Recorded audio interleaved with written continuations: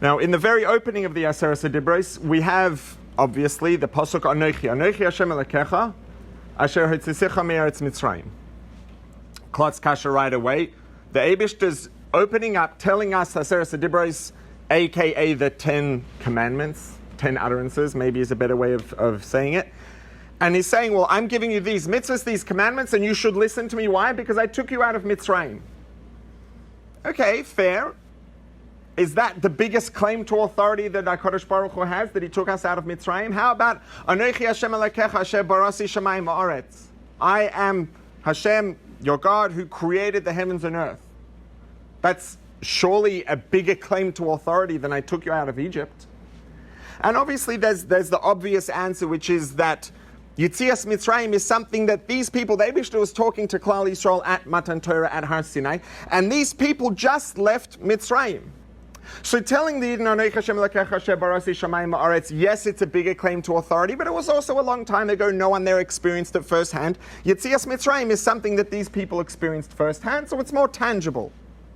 Makes a lot of sense. And Al Pi Pshat, it's a 100% solid, good answer.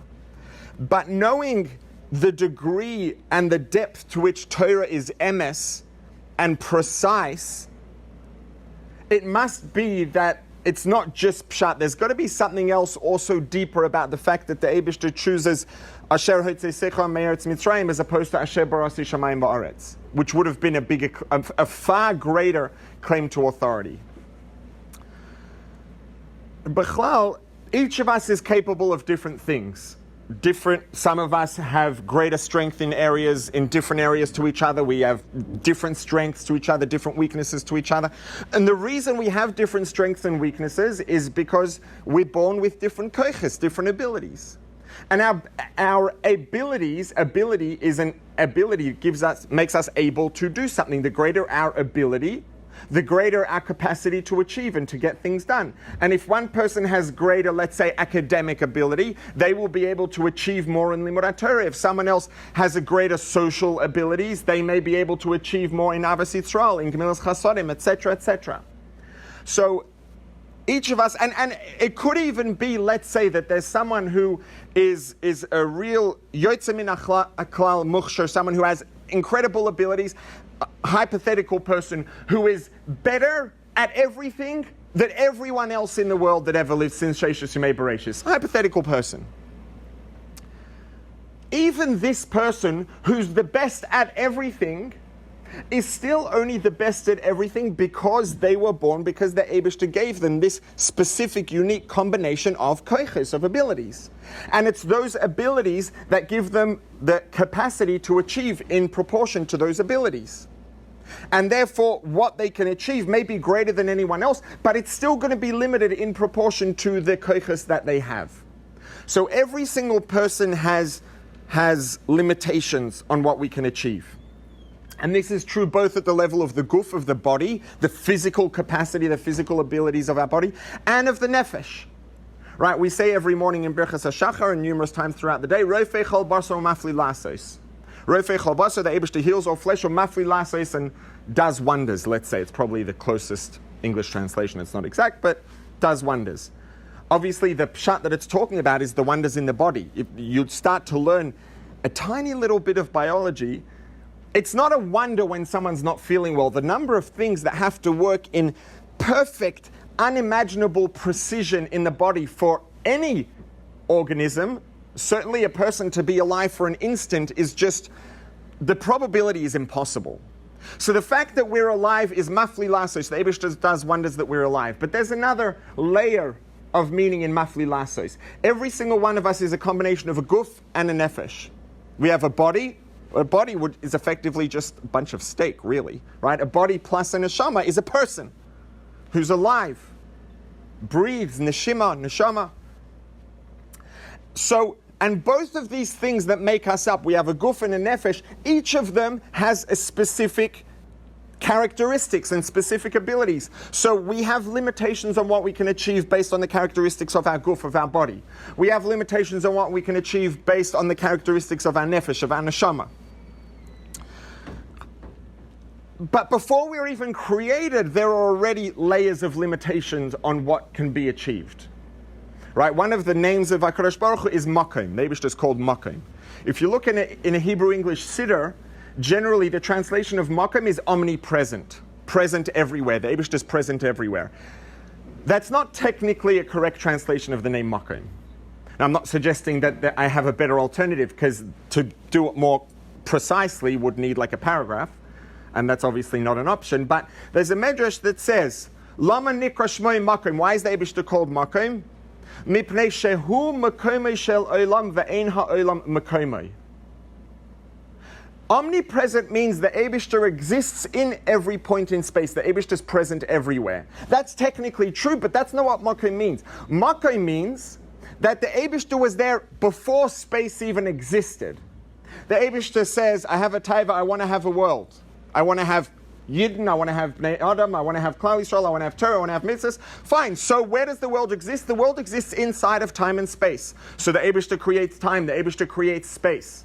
The Eibishter called Makom because Hu Makom Shel Olam, the Eibishter was there before space existed, before there was Makom.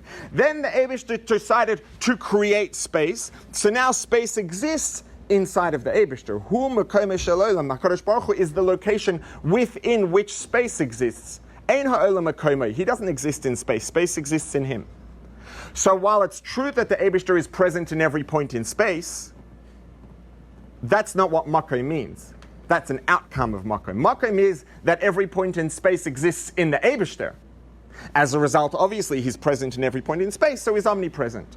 But we think of time and space as being these things that are abstract and just absolute. Time and space are not absolute. HaKadosh Baruch Hu created them. Before HaKadosh Baruch Hu created time and space, there were no limitations of space and there were no limitations of time. The Eibishter created this framework of time, which is places limitations on the way things work. The Eibishter created space, Makom, which places more restrictions on the way things work. Then created Teva Ha'olam, which the nature of the world in every part of nature places more and more limitations on what can be done, on what we can do, what we can achieve. Then he gives each of us a specific guf, a specific nefesh, which gives us more and more limitations on what we can achieve. So I'm not, chas v'shalom, trying to play down what we can achieve. Every single one of us is capable of incredible things.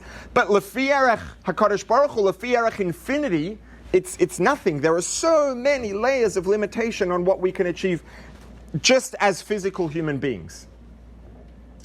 But the Eibishter created all of this and put us here for a reason, and the reason was to achieve and to achieve great things. And by Matan Torah, the Eibishter says, now I'm going to change things up. The first word of the Aseret Dibros is Anochi, which is a very unusual word. Lashon HaKodesh usually for I, you would say Ani. Why does it say Anochi? So in Ein Yaakov it says Anochi is Rosh HaTevos Ano Nafshi Ksavis Yahavis. And the pshat of that is the Eibishter says Ano, I, Nafshi, I myself, Ksavis, have written the Torah, Yahavis, and brought it to you and given it to you. But there's another pshat of reinterpreting the words, and it is that the Eibishter says, Ana, I, nafshi, my nefesh, my inside, my deepest, innermost self, ksavis, have written Yehovis and placed inside these words of Torah. I'm giving you Torah now. Oisi atem loichim, the Medrash says, when you learn Torah, you don't just get the words, you don't just get the ideas, you get me, because I'm inside the ideas. That's why the HaKadosh Baruch Hu says, Anochi.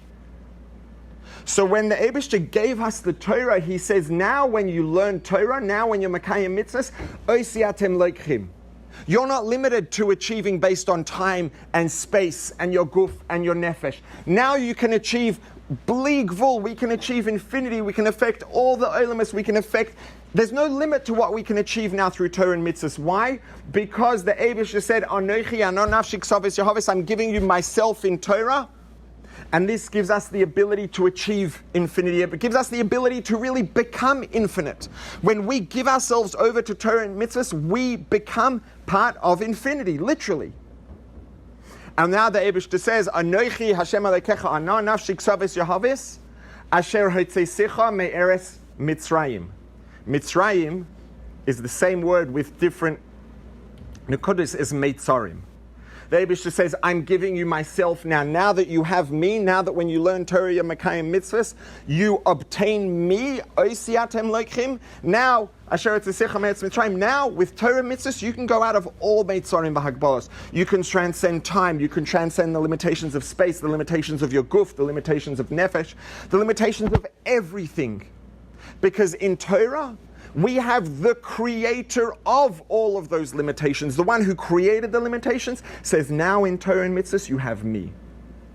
And that's why it says, Asher Etzisich HaMeretz Mitzrayim. Because the Eibishter is telling us that Torah is literally the key to infinity. Torah gives us the ability to become infinite, to become part of the ultimate infinity, which is HaKadosh Baruch Hu himself.